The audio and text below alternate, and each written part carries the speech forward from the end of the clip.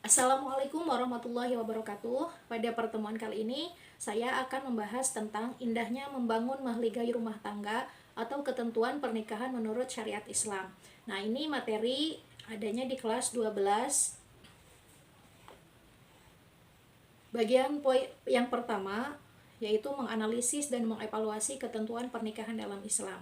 Pernikahan adalah sunatullah yang berlaku umum bagi semua makhluknya. Al-Quran menyebutkan dalam Quran Surat Az-Zariyat ayat 49 yang artinya, dan segala sesuatu kami ciptakan berpasang-pasangan supaya kamu mengingat akan kebesaran Allah Subhanahu wa Ta'ala.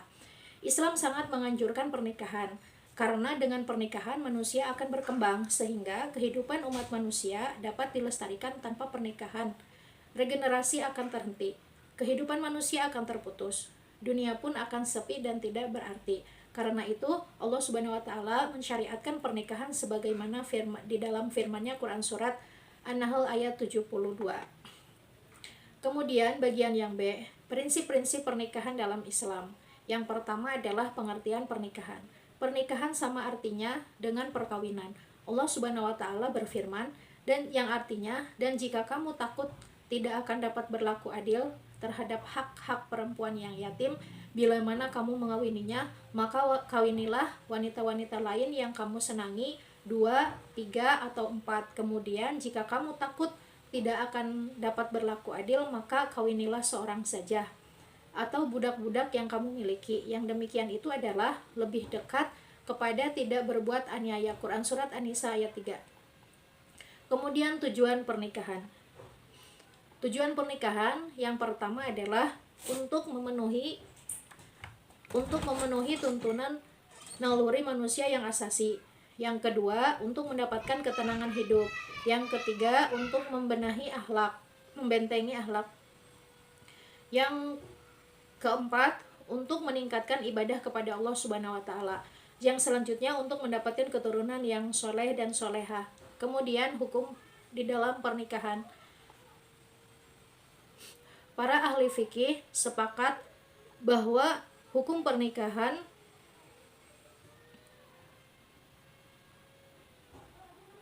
dilaksanakan penempatannya kepada semua mukallaf, melainkan disesuaikan dengan kondisi masing-masing, baik dilihat dari kesiapan ekonomi, fisik, mental, ataupun akhlak. Karena itu hukum nikah bisa menjadi wajib, kemudian sunnah, mubah, haram, dan makruh. Yang keempat yaitu tentang mahram atau orang yang tidak boleh dinikahi. Al-Quran telah menjelaskan tentang orang-orang yang tidak boleh atau haram dinikahi, tertera dalam Quran Surat An-Nisa ayat 23-24. Wanita yang haram dinikahi disebut juga mahram nikah. Mahram nikah sebenarnya dapat dilihat dari pihak laki-laki dan dapat dilihat dari pihak wanita. Dalam pembahasan secara umum, biasanya yang dibicarakan ialah mahram nikah dari pihak wanita, sebab pihak laki-laki yang biasanya mempunyai kemauan terlebih dahulu untuk mencari jodoh dengan wanita pilihannya. Dilihat dari kondisinya, mahram terbagi kepada 2. Pertama, mahram mu'abad, wanita diharamkan untuk dinikahi selama-lamanya, seperti keturunan, satu susuan, mertua perempuan, anak tiri jika ibunya sudah dicampuri, bekas menantu perempuan, dan bekas ibu tiri. Kedua, mahram ghair mu'abad adalah mahram sebab menghimpun 2 perempuan yang statusnya bersaudara. Misalnya saudara sepersusuan, kakak dan adiknya. Hal ini boleh dinikahi tetapi setelah yang satu statusnya sudah bercerai atau meninggal dunia. Yang lain dengan sebab istri, orang, dan sebab idah. Kemudian rukun dan syarat pernikahan. Di dalam rukun dan syarat pernikahan yang pertama harus ada calon suami.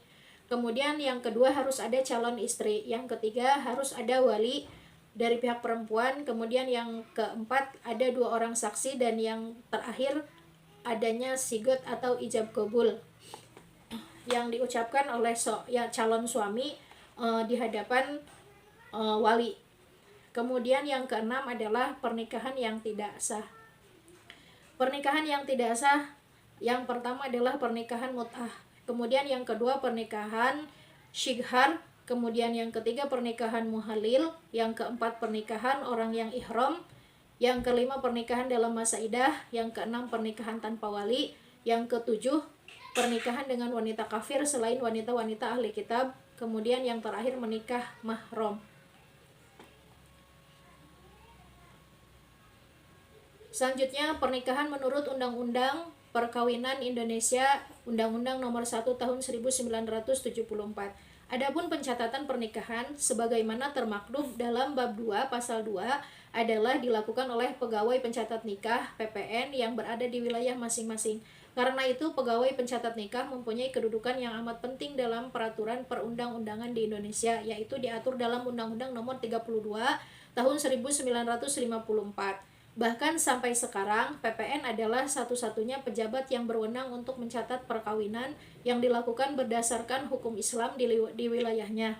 Artinya, siapapun yang ingin melangsungkan perkawinan berdasarkan hukum Islam berada di bawah pengawasan PPN. Kemudian selanjutnya adalah hak dan kewajiban suami istri. Yang pertama kewajiban bersama suami dan istri. Kemudian yang kedua, kewajiban suami terhadap istri. Kemudian yang ketiga, kewajiban bersama istri terhadap suami. Nah, yang selanjutnya adalah hikmah pernikahan. Nikah disyariatkan Allah Subhanahu wa taala melalui Al-Qur'an dan sunnah Rasulnya. Seperti dalam uraian di atas, mengandung hikmah yang sangat besar untuk keberlangsungan hidup manusia. Nah, hikmah pernikahan yang pertama adalah terciptanya hubungan antara laki-laki dan perempuan yang bukan mahram dalam ikatan suci yang halal dan diridhoi oleh Allah Subhanahu wa taala. Kemudian yang kedua, mendapatkan keturunan yang sah dari hasil pernikahan.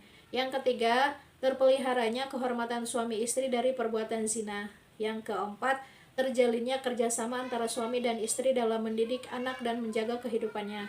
Yang kelima, terjalinnya silaturahim antara keluarga besar pihak suami dan pihak istri.